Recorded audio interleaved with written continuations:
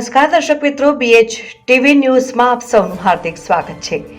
માંગરોળના ધારાસભ્ય પૂર્વ કેબિનેટ મંત્રી ગણપતસિંહ વસાવા સાહેબના હસ્તે પીપોદરા ખાતે 1 કરોડ 6 લાખના વિવિધ વિકાસના કામોનું લોકાર્પણ, જનકલ્યાણ સંમેલનનું સુચારું આયોજન માંગરોળના ધારાસભ્ય પૂર્વ કેબિનેટ મંત્રી ગણપતસિંહ વસાવા સાહેબના હસ્તે પીપોદરા પ્રાથમિક શાળા ખાતે 1 કરોડ 6 લાખના વિવિધ વિકાસના કામોનું લોકાર્પણ કરવામાં આવે, જેમાં 60 લાખના 6 ઓરડાનું ઉદ્ઘાટન, 25 લાખના રિનોવેશન સાથે કુલ 85 લાખનું કામ, 21 લાખનું 3 કચરા નિકાલ કરવાની હાઇડ્રોલિક વાન, ડુંગળી ગ્રામ પંચાયત, પાલોદ ગ્રામ પંચાયત તેમજ મહુવેજ ગ્રામ પંચાયતને આપવામાં આવી।